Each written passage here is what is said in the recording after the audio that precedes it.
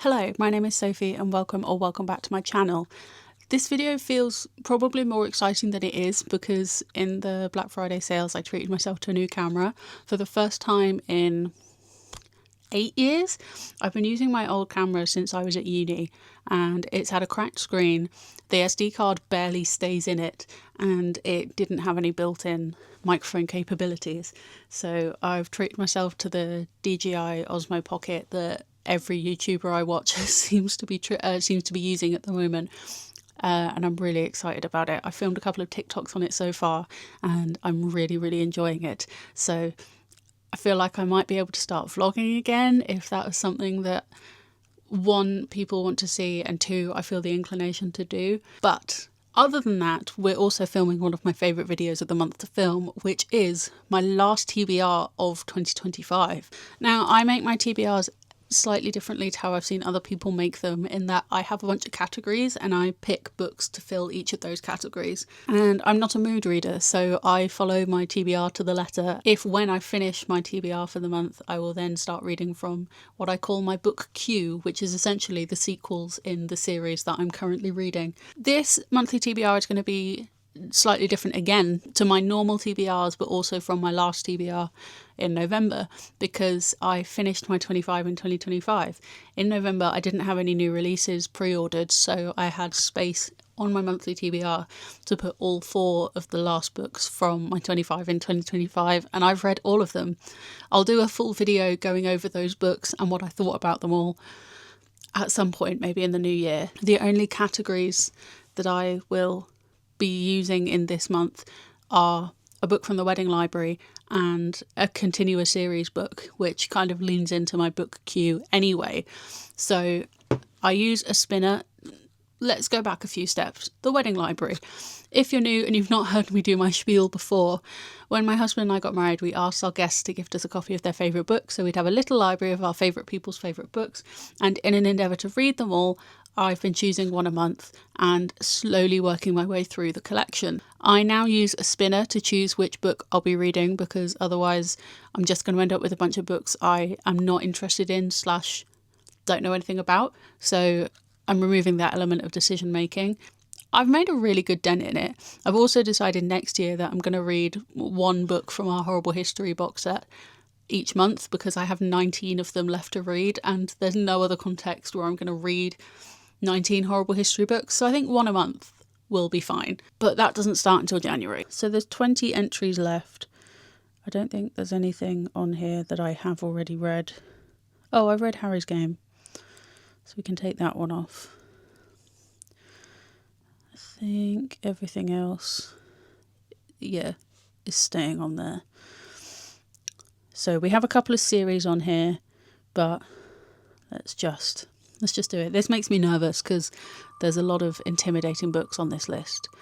But let's see what the last book of this year that we're going to read is. Haul. Okay, I don't know anything about this book, but I will ask Lucas to bring it up and then we can talk about it. Then the only other category I've been using this year is to continue a series.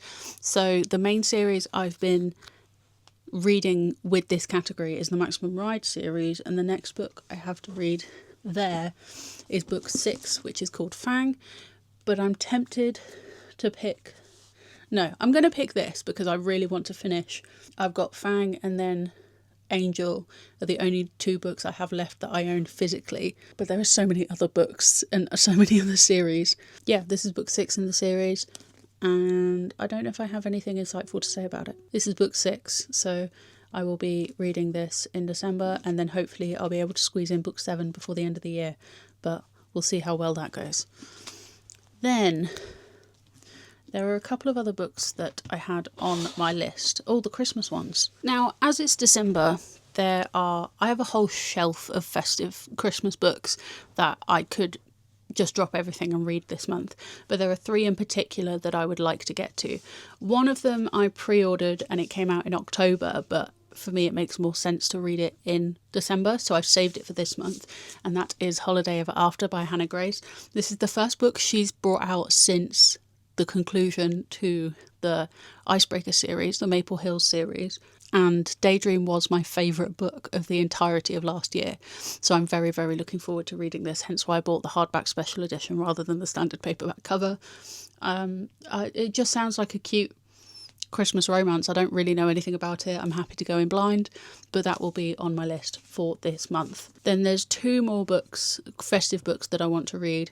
One is another new release that I've just heard so much hype about that I want to be on the hype. I started my year by finishing a book by this author and I didn't love it, so I want to give them another chance, and that is Good Spirits by B.K. Borison. I was hyped about this book anyway because I've seen it floating around my social media for months, but then the works had this special edition sprayed edge, and you know I'm a sucker for a sprayed edge. It's a kind of magical realism paranormal thing because he's a ghost, the ghost of Christmas past, I believe, but I'm just so intrigued. And I've heard incredible things about B.K. Borison, even though I didn't love Love Like Farms. First Time Caller has to be one of the most popular books of this year, so I'm going to give Good Spirits a try. Then we have one of the proofs I managed to get from Waterstones Book Fest this summer, and that is Just a Taste by Any Star. This is a small town Christmas baking romance, as far as I'm aware. It came out in October. It's just I'm just excited to have had a proof. That's very, very exciting to me. But it sounds like an easy, cheesy kind of Hallmark movie, and those are the kind of books I want to be reading at this time of year. So fingers crossed that this lives up to my expectations. My original plan for this month, and I always do this in December, I always overload my plans for reading because I have lots of things I want to tick off from normal books, but then I also want to read Christmas books because it's the only time of year that I can really read them. So my original plan, aside from Christmas books, was to use my book journal and fill in any of the gaps that I have in challenges or goals or anything like that. That's 5 books before we even start the book journal thing. But I thought we could have a flick through, see if there are any gaps that we can fill kind of easily. The first one, on my reading goals page, I had 4 goals for this year. One of them was my reading goal for the year, which was read 60 books, which I did in October. Fine. One of the goals was to buy less than I read. I absolutely haven't done that, so I've already crossed that one off. Another one was prioritise reading my physical TBR, which I think I have done. I think I've done a good balance of reading the new books I bought, but also reading a good chunk of my physical TBR. There's quite a lot of gaps on these shelves behind me, so feeling good about that one. But my last goal was to read 5 non-fiction books. So far this year I've read 2. And one of the books that is also on my Mango TBR, because I filmed a silly little TikTok making a TBR out of the first letters of, out of the letters of my cat's name. So MANGO, 5 books starting with those letters. And for A, I picked The Autist by Clara Tornval, which is a non-fiction book about women on the spectrum. And it's, as far as I'm aware, it's about how autism in women was misunderstood for so long and missed for so long. Yeah, this book is about women with so-called high-functioning autism. And it was one of those that I saw it in Waterstones and I bought it same day because I just think this is going to be amazing. So I'm going to pick this as, I'm not going to read 3 more non-fiction books before the end of the year, but I can read 1 more. And I've really wanted to read this ever since I bought it. So we'll be adding that to the TBR. So that, with the Christmas books and the wedding book club and such, takes us up to 6, which is my normal TBR number for each month. But I'm going to carry on flicking through my book journal because I think we can definitely pick a couple more books. If there's any month to have a slightly longer TBR, the last month of the year is the time to do it. So we get to my alphabet challenge. The only letters I'm missing in book titles are J, which I have read, I just haven't updated the book journal with that one yet, and then the last 6 letters of the alphabet, U, V, W, X, Y and Z.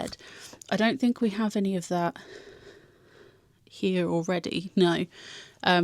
So a book I've had earmarked that ticks off a lot of goals for me is The Unhoneymooners by Christina Lauren, which is the least wintry book, or the least wintry looking book I could possibly pick. I've had it on the radar for a while. Do I actually want to be reading this at this time of year? Probably not. I think I'm gonna make like a secondary, if I want to dip into it, that is there. Do I even own any books that start with V? I have a list. Oh, no, actually, I take it back. I don't need to read The Unhoneymooners. I'm currently reading Unravel Me by Tahiri Mafi. So that's you covered. Christina Lauren can go back on the shelf. I don't think I'm going to worry too much about finishing my alphabet challenges because it's not like I'm actually going to be able to finish the entire thing by the end of the year. If I was 1 or 2 letters away, I think I'd make an effort with it. But I'm not too fussed about having 6 letters left. That's too much in 1 month. I've got 1 square left on my reading bucket list, but that is a non-fiction book, which will be ticked by reading The Autist. And I mean, technically I have read non-fiction books, but I didn't like them, so hopefully I'll like this one and I can actually put that on there. So that's covered. And then it's just series. So really there's nothing in my journal that I actually want to finish off. What else have I got on my list? I have options for other non-fiction books, which are But Everyone Feels This Way by Paige Leal, How an Autism Diagnosis Saved My Life, another non-fiction book about autism. Beyond the Wand by Tom Felton. I remember this. Was it highly acclaimed? I don't know. I'm just intrigued by this. And I picked it up in a charity shop, so any confusion we feel about the actors still aligning themselves with the terrible author, neglected, because I didn't none of those profits go towards those people. So second-hand copy, baby. If I did want to finish my alphabet challenge, the books I would have picked are Verity by Colin Hoover, Wolf Brother by Michelle Paver. I don't own any books that start with X or Z. And then for Y, I'd read Yours from the Tower by Sally Nichols. For authors' surnames, I would have read Terms and Conditions by Lauren Asher for A, The Secret of Platform 13 by Eva Ibbotson for I. I would have tried to get the audiobook for the first Bridgerton book by Julia Quinn for Q. And then I don't own any books with authors' surnames that start with U, V, X or Z. There's also the Beat the Backlist challenge that I have on my story graph, but there's so many gaps there that, again, I'm not going to be able to finish them all by the end of the year. So I think I've kind of done what I can passively, and that's fine. So after all that, I am just going to have a 6-book TBR. And then I've still got my book queue, so I'll be able to carry on working through a bunch of the series I'm currently working on. So like I said, I am reading Unravel Me, so that's book 2 in the Shatter Me series. Like I said about Maximum Ride, I've got book 6, and then book 7 is the last one I own physically. Oh, and I'm currently listening to The Hunting Moon, which is book 2 in the Luminaries series, and I think I will probably go straight into listening to book 3 because this is only a trilogy, so it'd be nice to finish it. I'm also still working on the TBR that me and my husband set for each other. I'll put a link in the corner. We set a 5-book TBR for each other, and whoever reads them all first gets the other one food, essentially. He wants to go for a Pizza Hut buffet, I want to go for waffles. There's the deal. With my series, rather than reading the entirety of the Shatter Me series and then the entirety of the Luminaries series, I try and break it up a little bit. But then that's why I need the queue, so I remember which books I am kind of actively working on finishing the series for. I'll get through a decent few, I think. I think that's it for my TBR. I suppose it's what I'm in the mood for reading. If I really want to focus on finishing my series for the rest of the year, then I'll do that. But if I want to read some more Christmas romances, or I've got quite a few Christmas murder mystery books, I'll just go with what I'm in the mood for. I'm not much of a mood reader, but I think at this end of the year, where I've completed most of the goals that I was aiming for, I'm quite happy to just go with the flow.